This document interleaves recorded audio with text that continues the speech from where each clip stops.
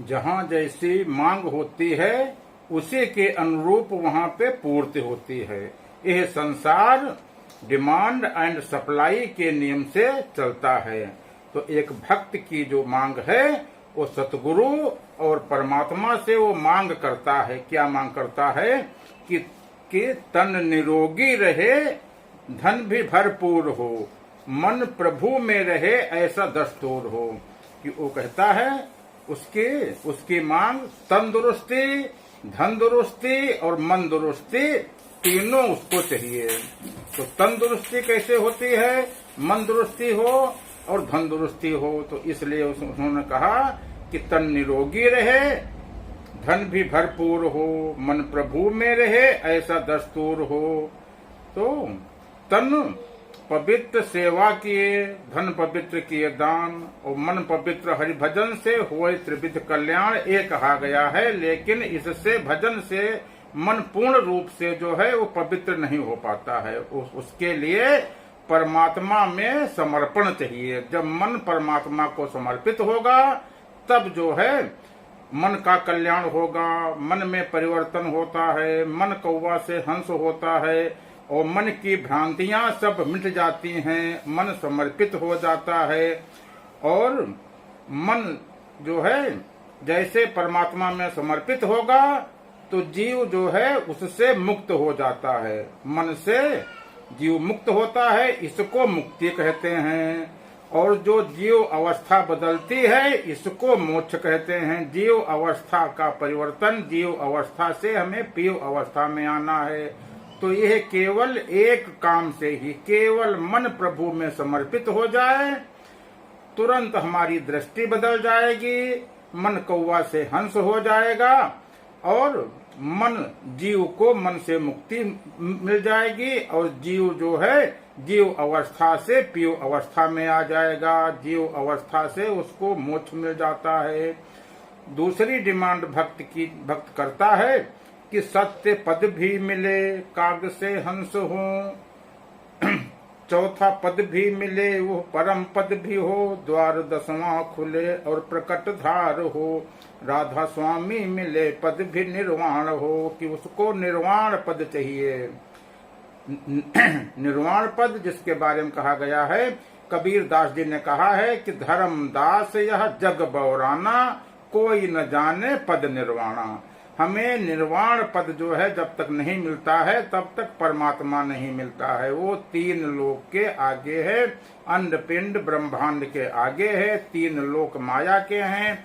यह गोचर जहाँ लगे मन जाई, सो सब माया जानो भाई। यदि परमात्मा को खोजना है तो वस्तु अगोचर खोजिए, पिंड अंड के पार। वहीं सार शब्द वहाँ होता है, सो है इष्ट हमार। वहाँ पे जो सार शब्द हो रहा है उसको हमें जानना है, उसको जानना है। वही सत्य पद है, वही चौथा पद है। और जो है जैसे ही हमारा 11वां द्वार खुलता है, 10वां द्वार मन का है, 9 द्वारे संसार के जान, 10वां द्वार है मन का मान, 11वें द्वार से परमात्मा जान।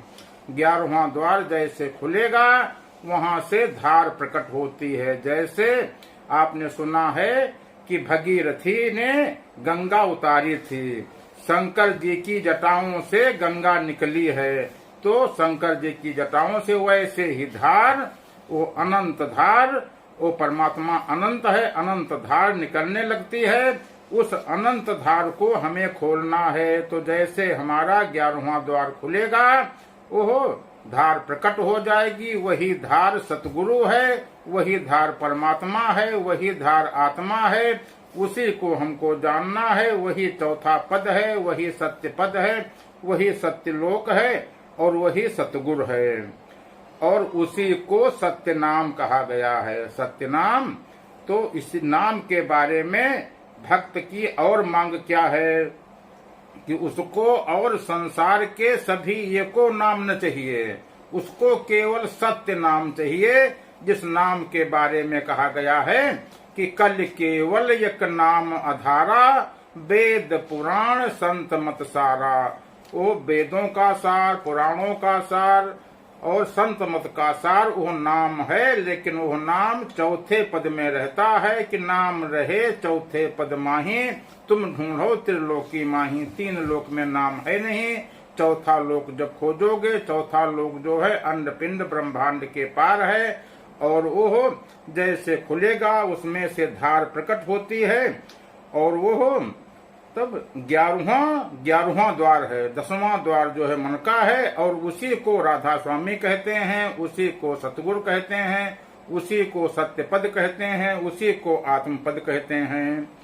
भक्त कहता है कि हमको ऐसा नाम चाहिए, नाम ऐसा मिले वो निअक्षर भी हो, लोक चौथा मिले वो अचल पद भी हो, वही किलिया धुरी सबका आधार हो, सतगुरु जो मिले वो परम धार हो। कि वो हमें ऐसा नाम चाहिए कि जो चौथे पद में है, निअक्षर है। निअक्षर माने कि वो लिखने और पढ़ने में वो नहीं आ सकता है, बोलने में नहीं आ सकता है, वो अकथ है, उस नाम को लिख नहीं सकते हो, उस नाम को बोल नहीं सकते हो, तो वो इसलिए उसमें कोई अक्षर नहीं है, निअक्षर है, और वही सबका आधार है, और वो अचल पद है, वो स्थिर है, चलता नहीं है, स्थिर है। अचल पद उसी को किलिया कहते हैं, उसी को धुरी कहते हैं, सभी का आधार है, और वो परम धार है, परम धार है। वो जो कहते हैं कि जो किलिया को गहरा है कभो न पीसा जाए, तो वही किलिया धुरी वही नाम है। तो उस किलिया धुरी पे जो पहुंच जाता है, जो सेंटर पे पहुंच जाता है, जो उस परम पद में पहुंच जाता है, तो तीन लोक जो है वो उसके अनुरूप कार्य करने लगते हैं। तो इसलिए जो किलिया को गहरा है कभी न पीसा जाए। और भक्त कहता है कि राम जिसको कहें वो विदेही भी हो, कि यहाँ पे राम 4 राम बताए गए। एक राम दशरथ का बेटा, ये हमारा शरीर है। एक राम घट घट में लेटा, ये हमारा मन है। और एक राम का सकल पसारा, ये हमारी सूरत है। सूरत क्या होती है कि जैसे सूर्य की किरणें निकल करके यहाँ आ रही हैं, ऐसे उस परम पद, उस परमात्मा से या उस आत्मा से जो किरणें अपने आप आ रही हैं, उसको सूरत कहते हैं। और सूरत जैसे हम यहाँ बैठे हैं, हमारी सूरत तुरंत चौराहे पे पहुंच गई, तुरंत लखनऊ पहुंच गई, तुरंत बिस्वा पहुंच गई, किसी स्थान पे पहुंच गई, इसको सूरत कहते हैं। तो ये जो सूरत है ये तीसरा राम है। चौथा राम जो सबसे न्यारा वो क्या है, वो वही परमात्मा है, वही अचल पद है, वही किलिया धुरी, वही निर्वाण पद, वही राम है। और उसी को आत्म घट कहते हैं। एक तन घट, एक मन घट, एक आत्म घट, उसी को आत्म घट कहते हैं। इसी आत्म घट को जानना है, और इसी को आत्म पद भी है, इसी को आत्म पद कहते हैं। और ये परमात्मा या वो जो धार निकल रही है, वो सर्वव्यापक भी है और सर्वन्यारी भी है, कि हर जगह व्याप्त होने पर भी हमको स्पर्श नहीं करती है। वो धार हमको स्पर्श नहीं करती है, क्योंकि रूप रस गंध जो है, शब्द स्पर्श रूप रस गंध, इन सब से वो न्यारा है, इसलिए वो धार हमको स्पर्श नहीं करती है। तो हमको ऐसा राम चाहिए, और ऐसा नाम चाहिए, ऐसा परमात्मा चाहिए। हम वही परमात्मा खोज रहे हैं कि जिसमें ये सब गुण हों। तो अब गुरु भक्त से कहता है कि अरे तू कर उसकी पहचान। उस चौथा लोक में चौथे पद की जो किलिया धुरी है, उसको तुमको पहचान करनी है। और तुम अभी इधर नीचे के जो देवलोक में भटक रहे हो, स्वर्ग लोक में भटक रहे हो, इन्हीं को देवताओं को ही भगवान मानते हो। इन देवताओं को भगवान तो नहीं मानना है, इसके आगे और निकलना है। इसके आगे जब निकलोगे वो सत्य लोक में पहुंचोगे, तो सत्य लोक में वो अद्वैत पद है, वहां पर वो अकेला है, वहां पर दो नहीं है, वहां पे ये नहीं कि आत्मा और हो, परमात्मा और हो, भगवान और हो, निर्वाण पद और हो, ये नहीं है। वहां पर वो अकेला है, उसी एक के नाम अलग अलग हैं, वही सबका मालिक है और वही उसी को नाम कहते हैं, उसी को राम कहते हैं, उसी को सतगुरु कहते हैं, उसी को सतनाम कहते हैं। वो विदेही है। विदेही माने कि शरीरों से आगे शरीर, एक हमारा स्थूल शरीर, स्थूल शरीर जो देखते हैं, सूक्ष्म शरीर जो हम इसमें श्वास लेते हैं, और हवा वाला जो शरीर है, इसमें 85 प्रकार की वायु है, ये हमारा सूक्ष्म शरीर है। कारण शरीर जो इसमें प्रकाश होता है, नूर हो रहा है, ये हमारा कारण शरीर है। जो इसमें अनहद नाद हो रहा है, ये महाकारण शरीर है। तो इसके आगे जो है कैवल्य शरीर, हंस शरीर, इन सभी शरीरों से आगे, शरीरों के आगे वो विदेही माने कि कोई शरीर जहाँ पे नहीं है। तो हमको इन शरीरों में नहीं फंसना है। वो परम पद, वो चौथा पद हम भूल ये करते हैं कि इन शरीरों की साधना करने लगते हैं, और वो परमात्मा विदेही है, और वही आत्म पद है, वही पूर्ण पद है, वही गुरु है, वही मोक्ष पद है, वही अचल पद है, वही राधा स्वामी पद है। तो हमें और बंदी छोर है और नियस्तर है, हमको केवल उसी को जानना है, बाकी सबको छोड़ना है। जब तक सब में फंसे रहेंगे तब तक हम भ्रम में रहेंगे, भ्रांति में रहेंगे और धोखे में रहेंगे। और जो हम चक्रों की साधना करते हैं, तो चक्रों की साधना में जो है नहीं फंसना है कि चक्र द्वार नो प्रकृति को छोड़ो, कि सभी चक्रों की साधना जो है वो जो है वो तो नीचे की साधना है, उसमें नहीं फंसना है, प्रकृतियों में नहीं फंसना है, और ब्रह्मांडों की साधना में नहीं फंसना है, लोकों में नहीं फंसना है। सभी लोकों के आगे वो अलोक है। लोक अलोक शब्द है भाई, जिन जाना तिन संशय जाई। 5 तत्वों में नहीं फंसना है। जो हम अंदर अनहदनाद सुनते हैं, उसमें जो हमको आवाजें आती हैं, या जो हम प्रकाश देखते हैं, नूर देखते हैं, ये तो तत्वों की जो आवाजें हैं, तत्वों के नूर हैं। तो इसके आगे मुक्त पद जो है, जो किलियाधुरी है, वो इसके आगे है। हमें 5 तत्वों में नहीं फंसना है, और शरीर के चक्रों में नहीं फंसना है, प्रकृतियों में नहीं फंसना है, अनहद नाद में नहीं फंसना है। तो इस और जो हम सुरत शब्द योग करते हैं, सुरत शब्द योग में भी नहीं फंसना है। इसमें 2 हो गए, सुरत और शब्द, 2 में नहीं। और वो अद्वैत है। हमें कुछ नहीं करना है, हमको जाप भी नहीं करना है, अनहद नाद भी नहीं करना है, और अजपा जाप भी नहीं करना है, ध्यान भी नहीं करना है। जब तक हम ये सब करते रहेंगे तब तक वो नहीं मिलेगा। चौथा पद जो परमात्मा है वो नहीं मिलेगा, क्योंकि वो ध्यानातीत है, योगातीत है, इंद्रियातीत है। और तो इसलिए इन सब जब तक हम ये सब करते रहेंगे तब तक हम परमात्मा की खोज कर ही नहीं रहे हैं। तब तक तो हम माया की खोज कर रहे हैं। 3 लोक जो हैं ये माया के हैं, और इसी में भटकते रहते हैं, और जो है इसी भ्रम में इन्हीं को परमात्मा मान करके इसी में पड़े रहते हैं। तो इनसे आगे निकलना है। 3 लोक माया के हैं, और इनका मालिक काल है। काल माने हमारा मन, इसी को महाकाल कहते हैं, इसी मन को। और इसको छोड़ करके चौथा लोक जानना है। चौथा लोक वो आत्मा है, और वही 11वां द्वार है। 9 द्वार जो है संसार के हैं, 10वां द्वार मन का है, और 11वां द्वार परमात्मा का है। तो द्वार जो है, और द्वैत को छोड़ो, अद्वैत में आना है। तनघट को छोड़ करके तनघट छोड़ो, मनघट छोड़ो, और आत्मघट ये चौथा पद है, उसको पहचानना है।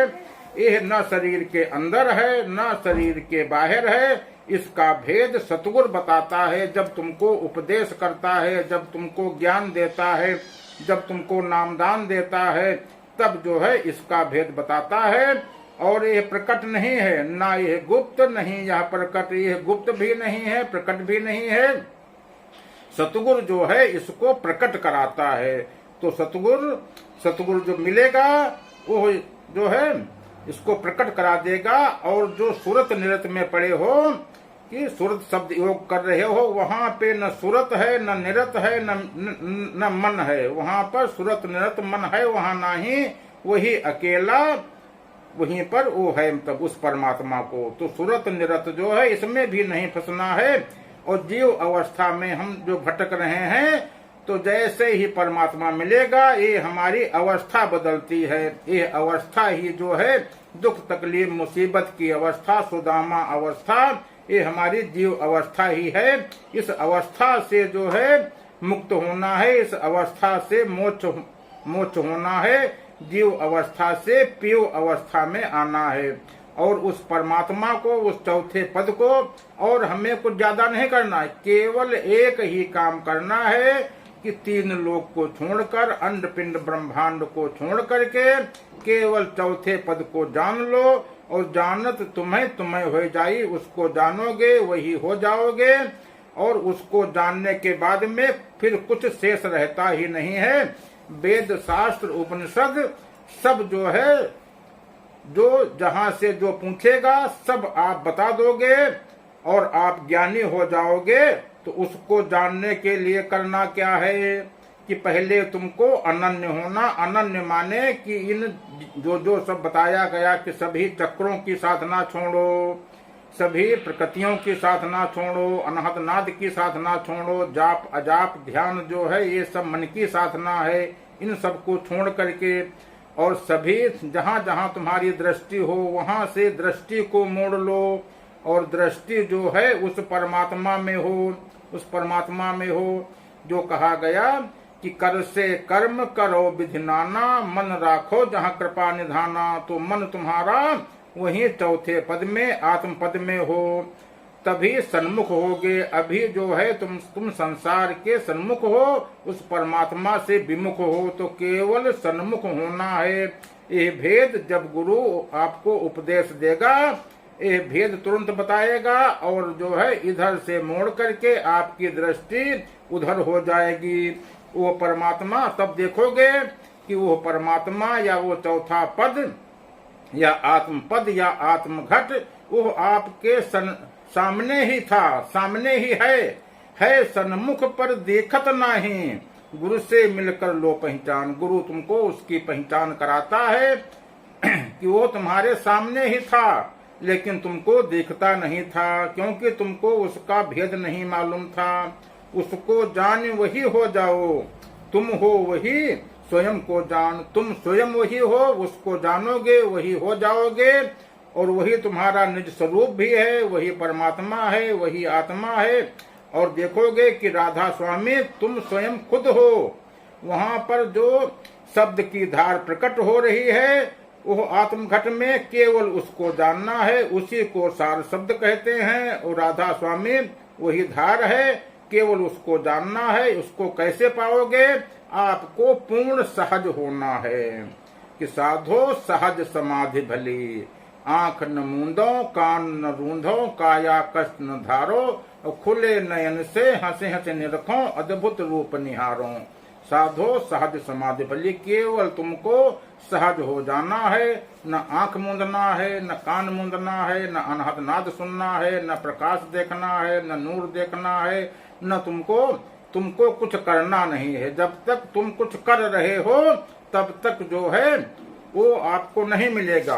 आपको पूर्ण प्रयास रहित होना है कि हम कुछ नहीं कर रहे हैं। तो जैसे ही तुम पूर्ण प्रयास रहित होगे और आपका मन शून्य होगा, आपकी सूरत स्थिर हो जाएगी, ठहर जाओगे, तब जो है तुरंत वो प्रकट हो जाएगा। तो इसलिए मन हो शून्य, सूरत हो स्थिर, कि आपकी सूरत स्थिर हो और मन शून्य हो। उसको प्रकट करने के लिए बस केवल इतना करना है और आगे कुछ करना ही नहीं है। तो ऐसे ही हमको उस परमात्मा को जानना है, चौथे पद को जानना है, लेकिन हम स्वयं नहीं जान पाए हैं, स्वयं नहीं जान पाएंगे। इसीलिए सतगुरु की आवश्यकता है। सतगुरु उसका जब भेद बताएगा, हमारे में प्रकट कराएगा, तब जो है तब जो है वो हमारे में प्रकट होगा। उसको जान करके फिर कुछ शेष रहते नहीं जानने को। जिन यहाँ एक जानिया ते जानो सब जान, जिन यहाँ एक न जानिया सब ही जान अजान। सभी को राधा स्वामी।